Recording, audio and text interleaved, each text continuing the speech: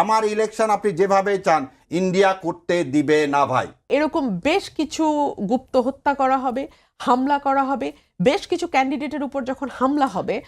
আগুন সন্ত্রাসের কথা 13 সালে বলছেন, আগুন সন্ত্রাসের জনকী হচ্ছে আওয়ামী লীগ। এটা না মেনে সবাই যদি এখন রাস্তায় নেমে যায় জামায়াতের মতো দাবি পরিস্থিতি আদায়, খারাপ হবে। আমি আপনাকে সেটাই বলছি, পরিস্থিতি অলরেডি খারাপ হয়েছে। কোনোদিন জামাতে ইসলাম ক্ষমতার এত কাছে যায় নাই, তো এত কাছে থেকে ক্ষমতাকে এনজয় করা এটা তারা খুব সহজেই ছেড়ে দিতে চাইবে। কিন্তু আওয়ামী লীগ দল হিসাবে তাদের বিচার হতে হবে এবং তাদের কোনো রকম লেজিটিমেসি নাই এদেশে নির্বাচনে অংশগ্রহণ করা বা পুনর্বাসন করা, কারণ আওয়ামী লীগের আইডিওলজিটা হচ্ছে ভারতের দাসত্ব। স্টুডিওতে উপস্থিত আছেন ব্যারিস্টার রুমিন ফারহানা, সাবেক সংসদ সদস্য বিএনপি, এবং আরেকজন আইনজীবী ব্যারিস্টার ASM শাহরিয়ার কবির, আইনজীবী সুপ্রিম কোর্ট।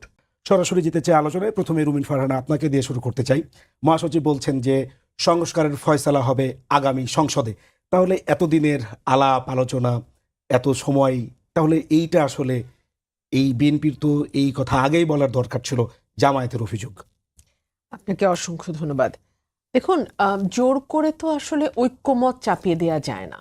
প্রত্যেকটা রাজনৈতিক দলের নিজস্ব রাজনৈতিক এজেন্ডা আছে, নিজস্ব রাজনৈতিক বক্তব্য আছে, নিজস্ব রাজনৈতিক পলিসি আছে এবং সংবিধানের ব্যাপারে তার নিজস্ব মতামত আছে। আপনি যখন 5টা 7টা 10টা রাজনৈতিক দলের সঙ্গে বসবেন, তখন আপনাকে এটাই মাথায় রেখে বসতে হবে যে 5টা 10টা 7টা মত ভিন্ন ভিন্ন আসবে। সো এই ভিন্ন মতগুলোর মধ্যে কতটুকু অ্যাকোমোডেট করা যায়, কতটুকু একমতে আসা যায়, সেটাই হচ্ছে প্রধান চ্যালেঞ্জ। দলগুলো যে একেবারে একমতে আসে নাই কোনো ব্যাপারে তা কিন্তু না। আমরা দেখেছি বিএনপি অনেকখানি ছাড় দিয়ে মেনে নিয়েছে যে এক ব্যক্তি 10 বছরের বেশি প্রধানমন্ত্রী থাকতে পারবে না। আমরা দেখেছি সংসদে উচ্চ কক্ষের ব্যাপারে দলগুলো একমত হয়েছে। আমরা দেখেছি সংসদে ডেপুটি স্পিকার বিরোধী দল থেকে হবে, সেখানেও মোটামুটি এক ধরনের ঐক্যমত প্রতিষ্ঠা হয়েছে। সংসদে যে স্থায়ী কমিটিগুলো আছে, ইম্পর্ট্যান্ট 5টা 6টা কমিটির প্রধান বিরোধী দল থেকে হবে, সেখানেও দলগুলো একমত হয়েছে। আমরা দেখেছি আপার হাউসে পিআর পদ্ধতি হয়তোবা দলগুলো একমত হতেও পারে, যদি অন্য ব্যাপারে নোট অফ ডিসেন্ট আছে, বাট অন্যগুলোতে যদি অন্য দল ছাড় দেয় হয়তোবা বিএনপি ব্যাপারে ছাড় দিলেও দিতে পারে, সেটা এখনো খুব স্পষ্ট না। একেবারে শেষ জায়গায় এসে যখন এটা কোন প্রক্রিয়ায় বাস্তবায়ন হবে অথবা এইটার যে একটা আদেশ জারি করবে সরকার, ঠিক তার আগ মুহূর্তে রাজনৈতিক দলগুলোর মধ্যে যে অনৈক্য, এখন তো সরকার যে তাদেরকে বলেছিল যে তোমরা মিউচুয়াল করে আসো এবং একটা ঐক্যবদ্ধ সিদ্ধান্ত জানাও, সেটাও তো শেষ। তাহলে এখন কি? দেখুন, ঐক্যমতে আসবার ব্যাপারে, যেই ব্যাপারে হাউ টু এক্সিকিউট, কি করে সনদ বাস্তবায়ন হবে, এই ব্যাপারে ঐক্যমতে আসবার চেষ্টা কিন্তু কম করা হয় নাই। গণভোট সংবিধানে নাই। প্রাথমিকভাবে বিএনপি সেই ব্যাপারে একমত না হলেও পরে বিএনপি মেনে নিয়েছিল যে ঠিক আছে, গণভোট হোক। আমি জানি না ব্যক্তিগতভাবে যে এই যে 48টা বা 84টা ব্যাপার, এই ব্যাপারগুলো প্রত্যেকটাতে মানুষ কি করে কেবলমাত্র হ্যাঁ না, মানে প্যাকেজ পদ্ধতিতে হ্যাঁ নাতে যাবে। মানে ধরেন আমি কয়েকটা ধারার সঙ্গে একমত, বাকিগুলোর সঙ্গে একমত না, কিন্তু আমাকে হ্যাঁ বা না এর মধ্যে থাকতে হবে। 1 2 হচ্ছে বাংলাদেশের আপামর জনসাধারণ যাদের মানে 80 to 85% মানুষ, তারা কিন্তু নেক্সট সরকারের কাছে এই ধরনের সংস্কারের ব্যাপারে খুব একটা পরিষ্কার না যে আসলে সংসদ উচ্চ কক্ষ কি। আপনি যদি যিনি শ্রমজীবী মানুষ তাকে জিজ্ঞেস করেন সংসদে উচ্চ কক্ষ হলে কি হবে, পিআর পদ্ধতি হলে কি হবে, উনি কিন্তু আপনাকে উত্তর দিতে পারবে না। তো যেই দেশের মেজরিটি, ব্রুট মেজরিটি এই সংস্কারের বিষয়গুলোর ব্যাপারে নিজেরাই খুব পরিষ্কার না, তারা হ্যাঁ বা না এর মধ্যে দিয়ে কিভাবে উত্তরে যাবে, সেই আর্গুমেন্ট একপাশে সরিয়ে রেখে আমরা বলি দলগুলো কিন্তু গণভোটের ব্যাপারে একমত হয়েছে। বিএনপি, জামাত, এনসিপি, অন্যান্য পলিটিক্যাল পার্টি গণভোট। এখন গণভোট কবে হবে এইটা নিয়ে এখন দ্বিমত দেখা যাচ্ছে। মাঝখানে মনে হয় বিএনপির পক্ষ থেকে আমরা গতকালকেই আমির খসরু মাহমুদ চৌধুরী সাহেবের কাছে শুনছিলাম যে গণভোট সংবিধানে নাই। না, গণভোট সংবিধান, আমি তো সেটাই শুরুতে বললাম। সাথে আমি এটাও বললাম যে আমি নিজে বুঝি না যে এতগুলো ধারার মধ্যে কি করে আমি হ্যাঁ না বলে প্যাকেজ নিব, মানে এটা তো প্যাকেজ সিস্টেম আমাকে যেতে হবে। কি ভাবছে যে আগামী সংসদই এটার ফয়সালার চূড়ান্ত সিদ্ধান্ত? নিশ্চয়ই তাই। ধরুন আপনি এখন সব ব্যাপারে একমত হলেন দলগুলো, বিএনপি যে গিয়ে সরকার গঠন করবে তেমন তো নাও হইতে পারে। অন্য কোনো দলও তো সরকার গঠন করতে পারে। আপনি যখন আগের থেকেই একটা রেজাল্ট অ্যাজিউম করেন এবং তারপরে আপনি আপনার স্ট্র্যাটেজি ঠিক করেন, তাহলে হচ্ছে আপনি খুবই ন্যারো একটা ভিশন নিয়ে, খুবই ন্যারো একটা পার্সপেক্টিভ থেকে চিন্তা করছেন। সরকারে যেই যাক না কেন, তাকে তো সেই অথরিটি তার থাকতে হবে যে সে চাইলে সরকার সংস্কারগুলো বাস্তবায়ন করতেও পারে, সে চাইলে হয়তো করবে না। তো আপনি এখন কি করে এটা এনশিওর করার চেষ্টা করছেন যে ভবিষ্যতে যে রাষ্ট্র পরিচালনার দায়িত্বে যাবে সে এই সনদ বাস্তবায়ন করবে? সেটা এখনই একটা, ধরুন গণভোট হলো, গণভোটে কথায় কথা হ্যাঁও জয়যুক্ত হয়ে গেল, কিন্তু পরবর্তীতে যারা সরকারে আসলো তারা তাদের নোট অফ ডিসেন্ট সহ যেটা তাদের যেভাবে সুবিধা সেভাবে বাস্তবায়ন করলো, কিংবা বাস্তবায়ন করলোই না, ধরেন আমি একদম এক্সট্রিম আর্গুমেন্টে যাচ্ছি, তখন আপনার হাতে আর কি অবশিষ্ট থাকে? আপনাকে ওই হয় তাকে আন্দোলন করে নামাতে হবে, সেটাই অনেকে আসলে বলছে অথবা আপনাকে পরবর্তী নির্বাচনের জন্য দাঁড়াতে হবে। সংস্কার বিরোধী এবং তারা মনে মনে ফ্যাসিস্ট হওয়ার খায়েশ আছে, যে কারণে তারা এই ধরনের কথা বলে। এনসিপির পক্ষ থেকে এরকম কথা বলা হচ্ছে। আমরা একটু পরে আসবো আপনার কাছে।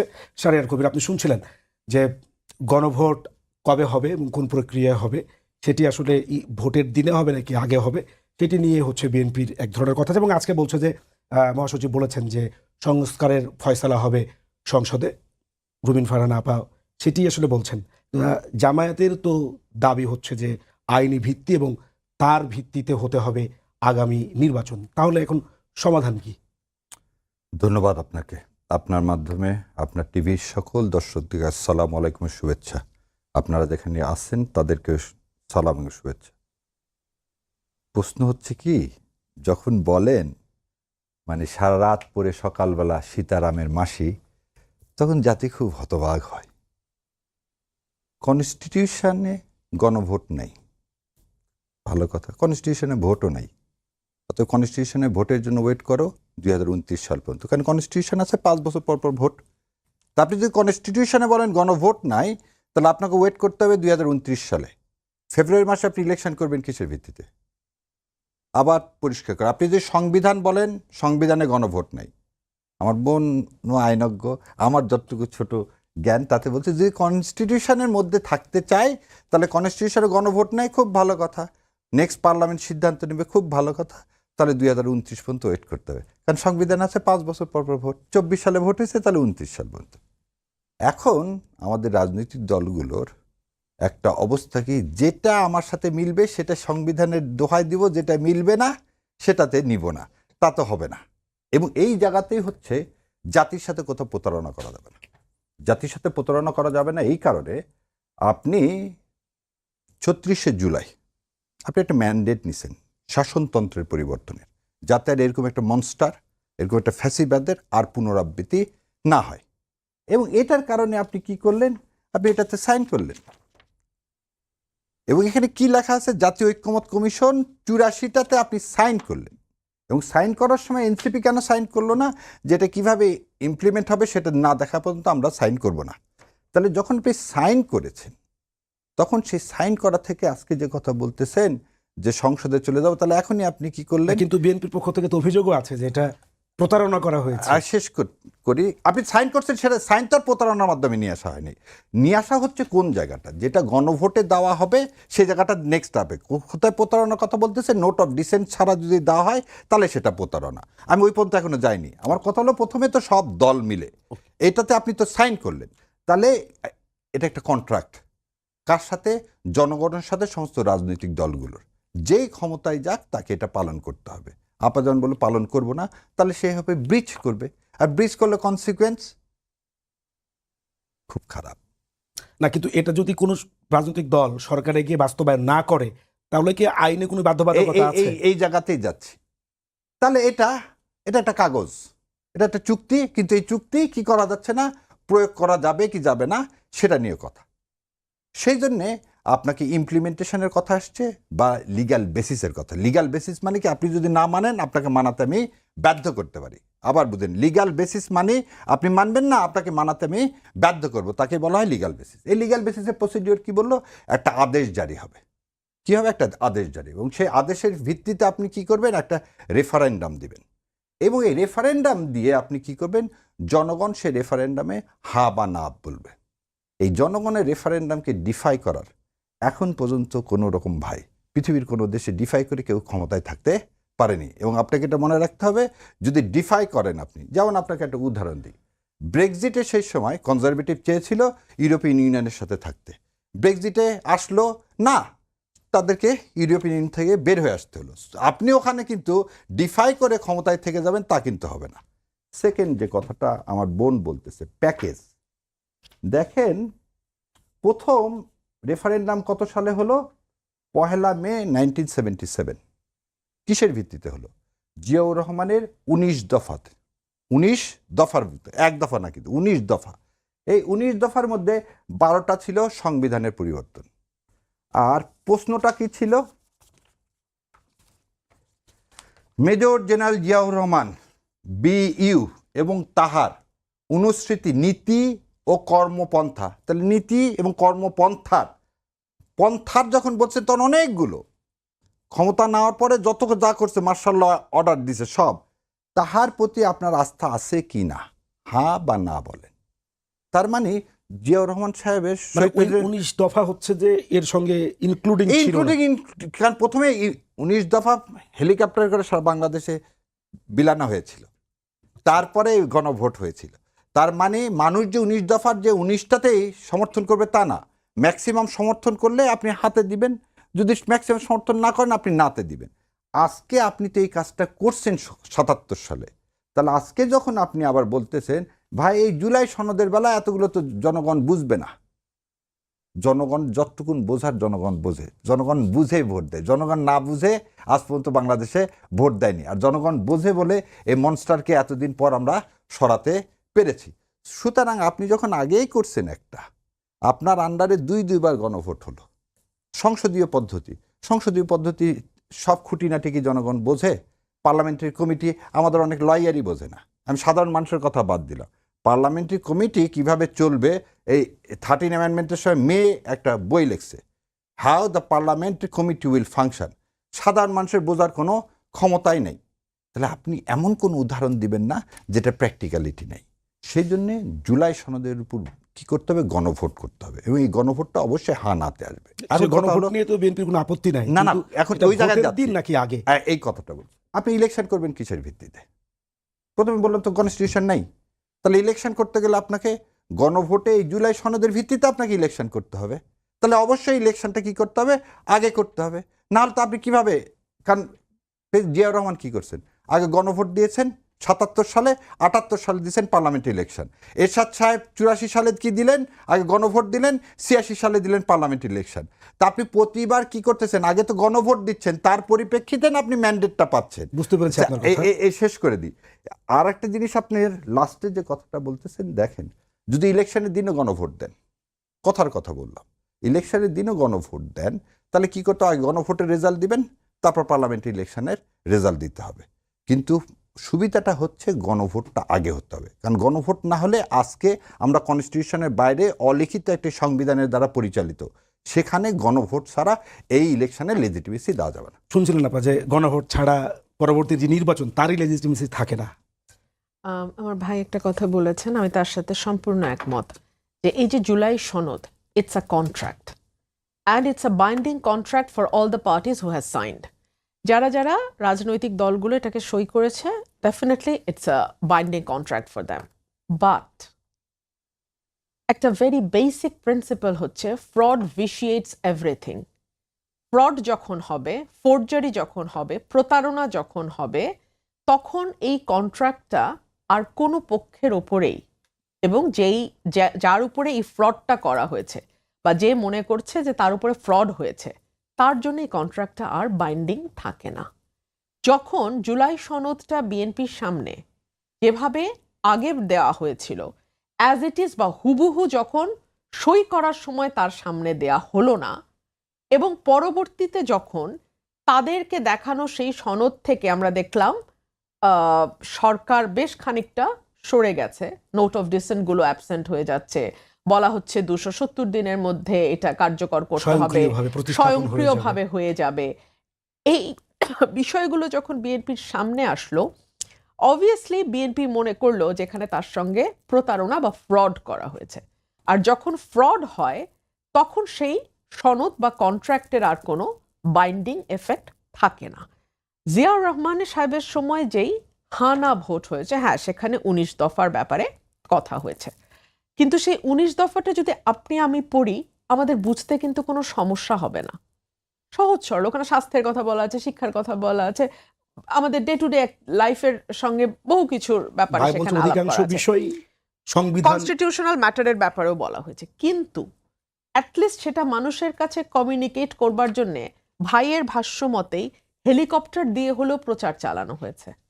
আপনি আমাকে বলেন তো এই 84টা দফা নিয়ে আমি তো গ্রামে গঞ্জে যেতে হয় আমাকে, আমি কিন্তু গ্রামে গঞ্জে মানুষের কাছে আমি এমনিও জিজ্ঞেস করছি, স্বতঃপ্রণোদিত হয়ে জিজ্ঞেস করছি, ইভেন কি আমি ইয়াং জেনারেশন যারা হয়তো কলেজে পড়ছে বা বিএ বিকম পড়ছে তাদেরকে আমি জিজ্ঞেস করি, আচ্ছা বলেন তো 84টা যে অনুচ্ছেদ আছে ওখানে কি আছে, কি বলা আছে, বা কি বলে না আপা এগুলা ঠিক আছে আছে, এটা আপনারা ভালো বুঝবেন, আপনারা আইনজীবী আপনারা ভালো জানেন, আপনারা ভালো বুঝবেন, আমাদের ওটা দরকার নেই, আমি এই যে বিএ পাশ করবো আমি চাকরিটা কোথায় করব, ওইটা দেখেন, আমি বিদেশ যাইতে চাই ওইটাকে আমরা সহজ করা যায়।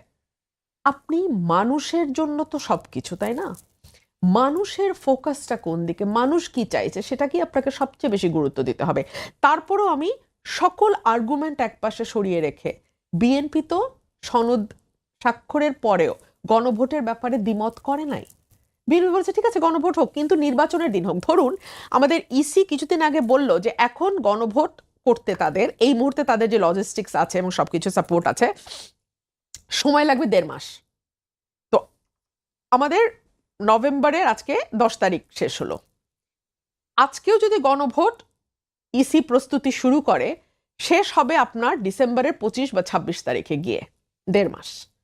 আর ফেব্রুয়ারির মধ্যে হচ্ছে জাতীয় নির্বাচন, এবং এই জাতীয় নির্বাচনটাকে আমরা যদি অতীতের নির্বাচনগুলোর সঙ্গে মেলাই তাহলে একটু ভুল হবে। আমাদের 17 বছর বাংলাদেশের মানুষ হারাম কোনো ভোট দিতে পারে নাই, 17 বছর বাংলাদেশের একটা ইউনিয়ন পর্যায়ে কোনো ভোট হয় নাই। তো এত বছর পরে যখন একটা ভোট হবে নানান রকম চ্যালেঞ্জ সেখানে আছে। সেখানে আমরা একদিকে দেখতে পাচ্ছি আইন শৃঙ্খলা পরিস্থিতি, বা সেই চ্যালেঞ্জ তো আছেই। মহাসচিব ভোট পেছানোর ষড়যন্ত্রের শঙ্কা তিনি প্রকাশ করছেন এবং বলছেন যে একটি গোষ্ঠী বানচালের চেষ্টা করছে, বা আজকে যিনি ঠাকুরকে আমি তো শেষ করতে পারলাম না। জি, please. হ্যাঁ ডেফিনেটলি আমরা সবাই শঙ্কা করছি, আমরা সবাই সেটা আশঙ্কা করছি। কারণ আপনি যখন একটা গণভোটের ব্যাপারে রাজি হচ্ছেন তখন আগে না নির্বাচনের দিন সেটা নিয়ে আপনি যখন বাহাস করবেন তখন বোঝা যাবে যে এটা ভিতরে আপনার কোনো আলটেরিয়ার মোটিভ আছে।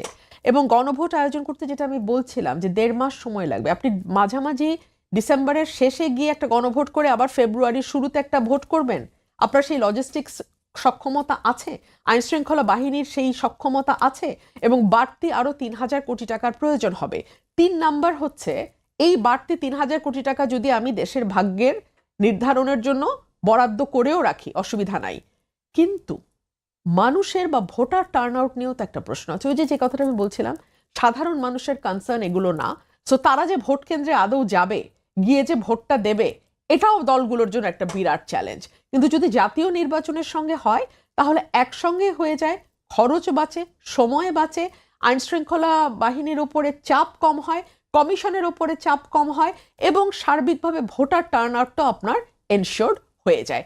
এখান থেকে যদি ভিন্ন কোনো কথা কোনো দল বলার চেষ্টা করে তাহলে আপনাকে বুঝতে হবে সেখানে আলটেরিয়ার মোটিভ আছে। ধরুন বাংলাদেশে 53 বছরে কোনোদিন জামাতে ইসলাম ক্ষমতার এত কাছে যায় নাই, তো এত কাছে থেকে ক্ষমতাকে এনজয় করা এটা তারা খুব সহজেই ছেড়ে দিতে চাইবে, বা এটার ফ্যাসিলিটিটা তারা এত অল্প সময়ের মধ্যে গিভ আপ করে একটা নির্বাচনের দিকে যাবে, সেটাই বা আমরা ভাবছি কেন? সেটা তো নাও হতে পারে। ভাবছে না আসলে বিএনপি যে এত সহজেই ক্ষমতা ছেড়ে ক্ষমতার উপভোগ ছেড়ে আসলে নির্বাচনের দিকে জামাত কেনই বা যাবে? সন্দেহ এবং সংশয়। শোনেন আমাদের, আমি তো উত্তরবঙ্গের মানুষ, আমাদের ওখানে একটা কথা আছে, সুই বলে চালন তোর পিছনে, মানে সুই না চালন বলতেছে সুইকে, তোর পিছনে তো ছিদ্র আছে, তো চালন ভুলে গেছে অনেক ছিদ্র তার আছে। বাংলাদেশের সরকার ব্যবস্থায় আমি আপার সামনে, আপা আমার চেয়ে ভালো জানেন, 64 জেলার পিপিজিপি বিএনপির, বাংলাদেশের প্রধান অ্যাটর্নি জেনারেল বিএনপির, অ্যাডিশনাল অ্যাটর্নি জেনারেল বিএনপির, ডেপুটি অ্যাটর্নি জেনারেল 95% বিএনপির। প্রশাসনে আপনি যদি বলেন প্রশাসনের এমন কোনো ডিস্ট্রিক্ট নেই, এমন কোনো জায়গা না যেখানে ডিসি সাহেব বেশিরভাগ বিএনপির। তাহলে আপনি যে বললেন আমরা ক্ষমতার স্বাদ পাইনি, ক্ষমতার স্বাদ পাইছি ওই জন্য যাচ্ছি না, তাহলে ঠিক আছে 5% পাইছি, 5% নিয়ে আমি খুব সুখে থাকার কথা। তাহলে তো আমি ক্ষমতার কাছাকাছি যদি যেয়ে থাকি তাহলে তো 5% নিয়ে আমি সুখে থাকবো না। আমি কি বলবো কালকে ইলেকশন হোক, what will I ask? The election will be held tomorrow because I am too near to the power. আমি ক্ষমতার খুব কাছে কাছে আছি। তাহলে এটা দ্বিচারিতা, মানুষকে ভুল বোঝানো। দ্বিতীয় কথাটা শোনেন, এই যে কথা হলো না ফ্রড ভিশিয়েটেড এভরিথিং, আপনি তো জেনে শুনে সাইন করছেন। দলিলে যখন একবার সাইন করেন না, সুস্থ মস্তিষ্কে সুস্থ জ্ঞানে সাইন করলাম, তারপর যদি আপনি বলেন ও হো ওই জায়গাতে আমি বুঝিনি এটা এইভাবে লেখা হয়েছে, তার কোনো 4 পয়সা মূল্য নেই। আপনি যেটা বলতেছেন জুলাই সনদ কিভাবে ইলেকশনের দিন করতে চান, তো ভালো কথা, ইলেকশন দিন কিভাবে করবেন? আজকে মির্জা ফখরুল ইসলাম আলমগীর এবং চিটাঙে যে কথাগুলো বললেন আর একজন নেতা, আমি সম্মানভাবে বলছি, একজনকে আসলে তারা ইন্টেনশন দেখাচ্ছে গণভোট চায়। বারবার এক কথা, সংসদে যে সব হবে। শোনেন, ওই আপা যেমন বললো আমরা তো গরিব মানুষের ছেলে, গরিব মানুষের সাথে মেলামেশা হয়। মানুষ বলে ভাই এমন একটা ব্যবস্থা করেন যাতে ভাগ্যের পরিবর্তন হয়। ভোট দিতে যায় খালি ভোট তো দিয়ে মানুষ জিতায় দিচ্ছি, এমপি দেয় বড়লোক হচ্ছে, আমার ভাগ্যের তো পরিবর্তন হচ্ছে না। যে আপাদের কথা হলে এতে লোক বিদেশ যেতে চায়, বিদেশ যাবে কিভাবে, ফ্যাসিলিটেট করব কিভাবে, সে কি এই জন্য শোনেন শহীদ জিয়াউর রহমান কেন মানুষের মনের মধ্যে আছে জানেন? মানুষের মনের মধ্যে আছে ওই যে 19 দফার কথা বললো আপা। 19 দফার ফলাফল যখন মানুষ পাইছে, হজে যখন যায় দেখছে আরাফাতের ময়দানে নিম গাছটা লাগায় দিছে কে, জিয়াউর রহমান, তখন আর কনস্টিটিউশনে নিম গাছ লাগানোর প্রথা আছে কি নাই ও সারা জীবন ওর মনের মধ্যে গেছে, আমি আরাফাতের ময়দানে যাই নিম গাছের নিচে আমি একটু ছায়া পাইছিলাম, আমার জিয়াউর রহমান এটা লাগায় গেছে বলে। যতগুলো মানুষকে জিয়াউর রহমান এবং এরশাদ সাহেব যত মানুষকে বিদেশে পাঠাইছে, সেই পরিবারগুলো আসার ফলে কিন্তু আমাদের ইকোনমিতে পরিবর্তন আসছে। তো যদি সেই পরিবর্তন এসে থাকে, এখন আপনাকে বললো পঞ্চম সংসদের খায়রুল হক কি বললেন যে জিয়াউর রহমানের শাসনকাল অবৈধ, তিনি মিলিটারি শাসন ব্যবস্থা। এরশাদ সাহেবের শাসন আমল কি বললেন, অবৈধ সপ্তম সংশোধনীর মাধ্যমে। আমাদের কথা যে এবারে তো আর আর্মি নাই, এবার তো জনগণের সরকার, সামনে যে যেন আবার আমাকে এই কথা শুনতে না হয় যে এই সরকারটা এবং যে সংসদ নির্বাচন করতেছি সেই সংসদ নির্বাচনটা অবৈধ। জনগণের যে সার্বভৌম ক্ষমতা, সেই ক্ষমতার বলে একটা ইলেকশন হোক, 300 কোটি লাগুক 3000 কোটি লাগুক বলতেছেন। আজকে আপনি দেখেন, আজকে একটু আগে বাস পড়ানি, গতকালকে দেখছেন 1 লক্ষ বেলুন উড়াতে চাইছিল তারা কোথায়, যমুনাতে।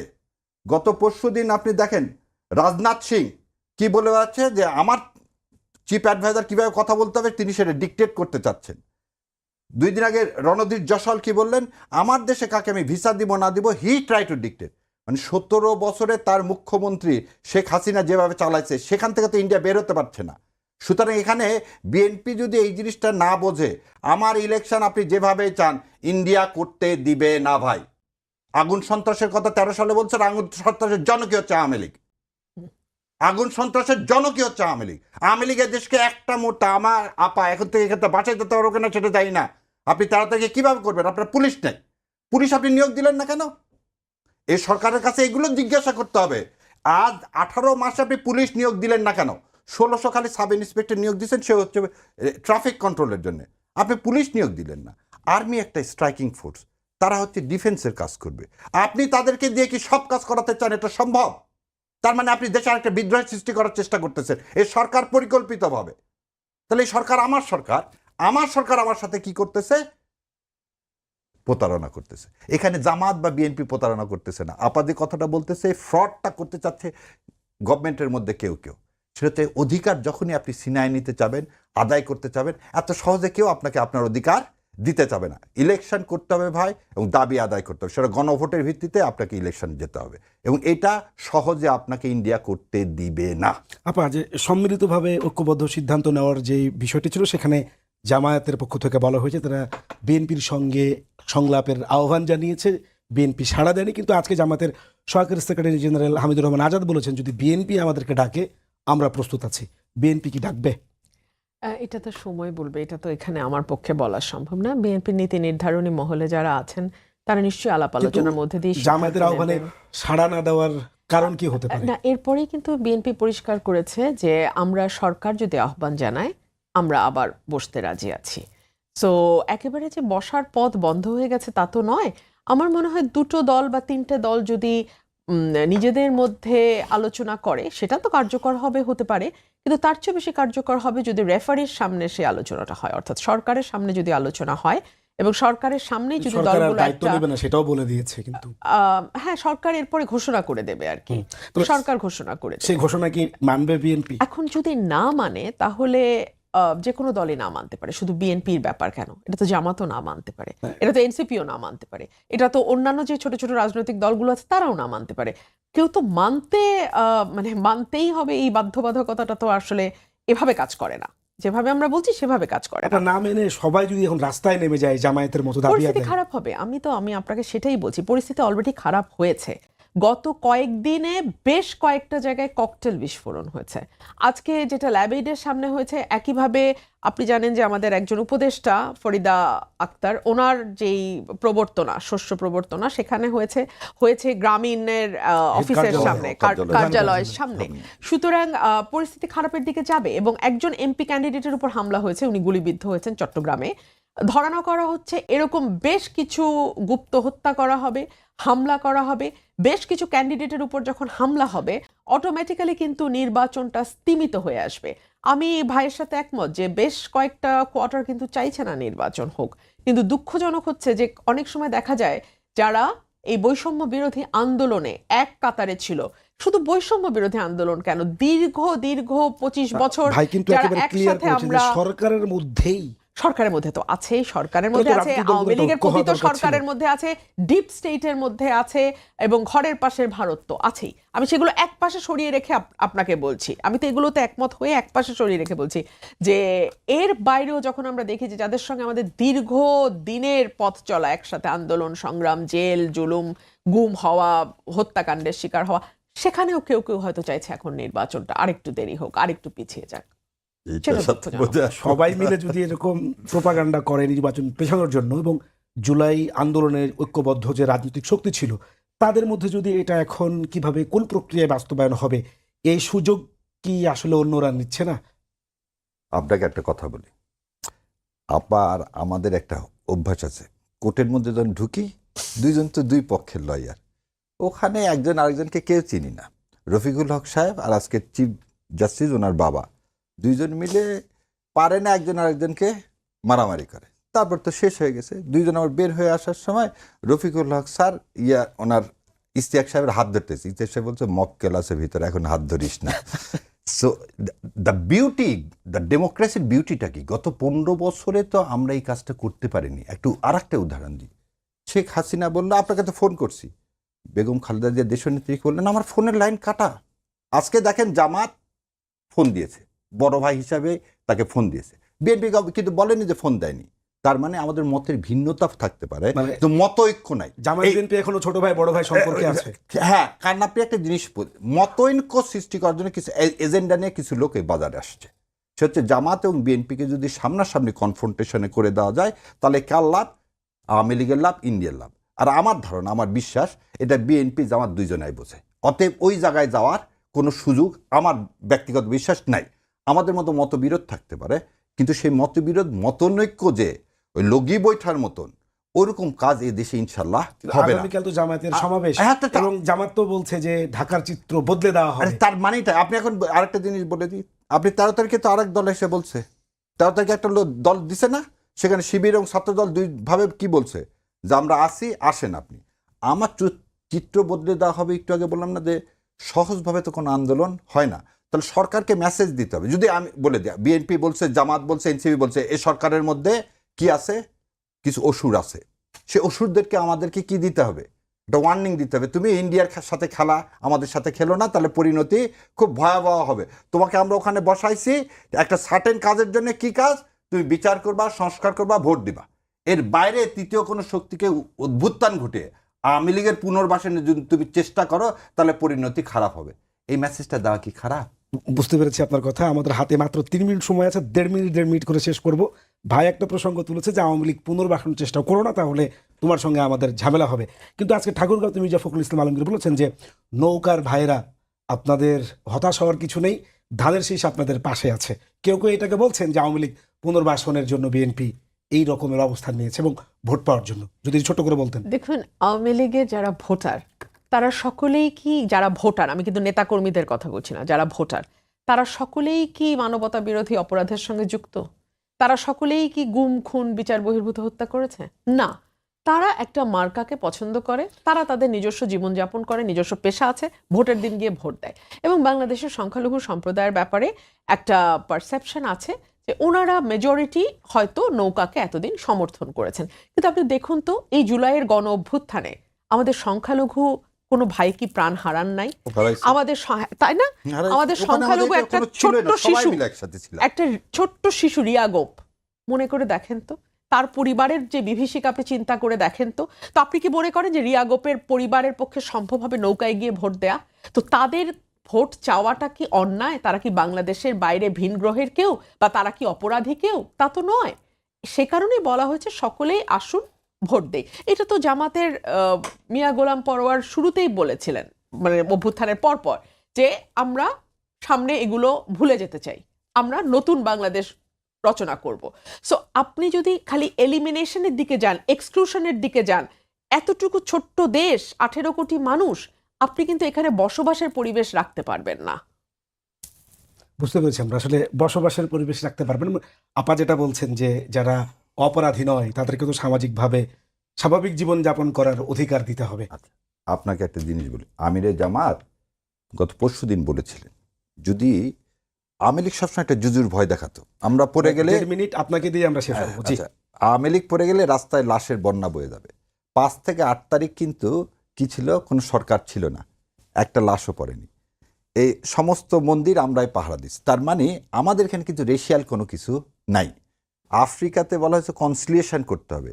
জিয়াউর রহমান যে কাজটা করছে, মুসলিম লীগ এবং ন্যাপকে নিয়ে কিন্তু বিএনপি গঠন করছে, এবং ন্যাপের যে প্রতীক ছিল ধানের শীষ, সেটা এখন বিএনপির ধানের শীষ। আমার কথা, আওয়ামী লীগ দল হিসাবে যতক্ষণ বিচার হচ্ছে না, এবং বিচারে কেউ যদি সাব্যস্ত না হয়, তাহলে আইনের ভাষায় তাকে আপনি কি বলতে পারেন না, দোষী বলতে পারেন না, অভিযুক্ত বলতে পারেন না। যে কথাটাই 71 সালে আপনার জামাতকে আজ পর্যন্ত কি করেননি, বিচার করেননি, আপনি অযথা জামাতকে কেন বলেন আপনি মানবতা বিরোধী? ঠিক একই রকম আওয়ামী লীগকে আপনি বিচার করেন, করে যদি সে মানবতা বিরোধী হয়, তারা আসবে না। আর যতক্ষণ আপনি বিচার না করতেছেন, আওয়ামী লীগের যারা যারা, তা তো এই দেশের সন্তান, তার বিরুদ্ধে যদি কোনো দোষ না থাকে, সে এই দেশের মানুষ, তো সে তার মতো রাইট কি করবে। কিন্তু আওয়ামী লীগ দল হিসাবে তাদের বিচার হতে হবে, এবং তাদের কোনো রকম লেজিটিমেসি নাই এদেশে নির্বাচনে অংশগ্রহণ করা বা পুনর্বাসন করা। কারণ আওয়ামী লীগের আইডিওলজিটা হচ্ছে ভারতের দাসত্ব, আর এই জায়গাতে হচ্ছে আমাদের একটা, যে ভারতের আধিপত্যবাদ এদেশে চলবে না। বুঝতে পেরেছি। দর্শক সবাইকে অসংখ্য